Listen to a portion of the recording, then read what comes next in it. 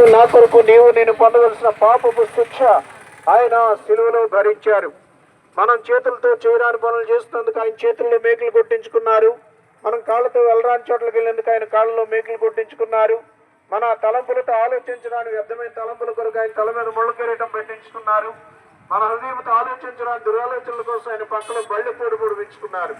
ఇదంతా కూడా మన దేహంతో చేయరాని పనులు చేస్తున్నందుకు దేహం అంతా కూడా కొరడాలతో కొట్టించుకున్నారు.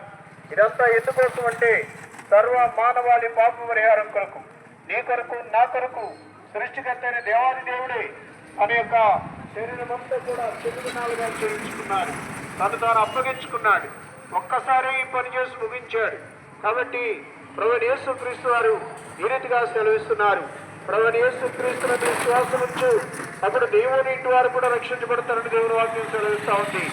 ప్రభు చెప్తున్నారు, ప్రయాసపడి భారం పోసుకుంటున్న సమస్యలున్నారా, ఆయనకు రండి, నేను విశ్రాంతిని ఇస్తానని.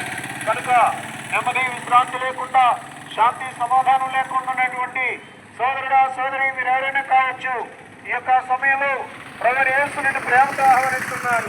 ప్రభువైన యేసుని హృదయంలో చేర్చుకుంటే చాలు, ఆయన నీ పాపాలు క్షమించి రక్షించి మోక్షానికి, పరలోకానికి, ఆ వైకుంఠానికి నిన్ను చేర్చడానికి ఆయన సిద్ధంగా ఉన్నాడు.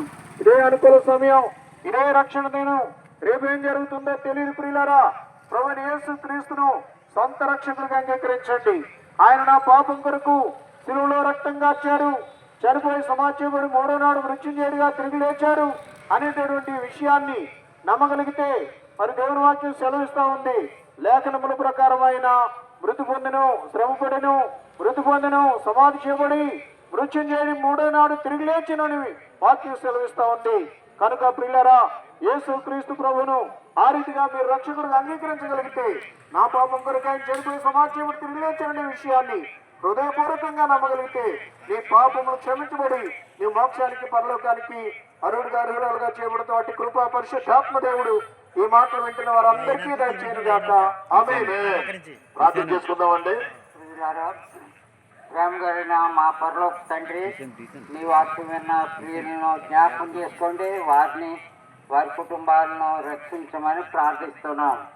రక్షకుడు అని యేసు ప్రభు సెలవిచ్చినాడు. తన ప్రజలను వారి పాపం నుండి ఆయనే రక్షించను కనుక ఆయనకి యేసు అనే పేరు పెట్టబడింది. కనుక యేసు నేనే మార్గం, సత్యం, జీవం అని సెలవిచ్చిన నాయన ఈరోజు సాలేం ప్రార్థన మందిరం ద్వారా దేవా తండ్రి నిన్నటి దినము ఈరోజు కూడా సువార్త ప్రకటించడానికి నీ దాసులను దాసులండ్రను నాయన తండ్రి నాయన మరి తీసుకొని వచ్చిన మీ దయని బట్టి మీకు వందనాలు చెల్లిస్తూ దేవా మరి మీరే మహిమ పొందండి.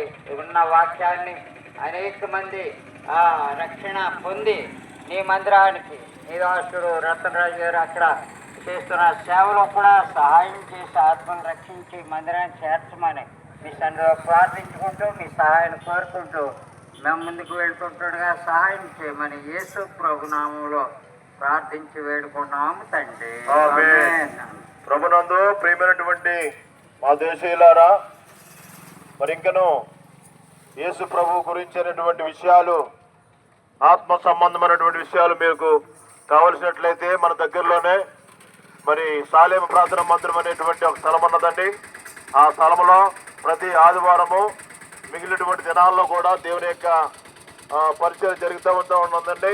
అలాగే మరి ఈరోజు సాయంకాలము మరి మీ కొరకు యేసుక్రీస్తు ప్రభు వారు ఆ స్థలంలో ఒక ప్రత్యేకమైనటువంటి సువార్త కూడిక దేవుడు ఏర్పాటు చేసినాడు.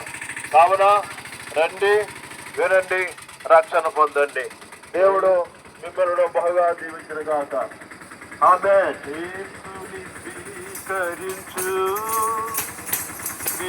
క్రీస్తుని స్వీకరించు, నీ హృదయపు ద్వారము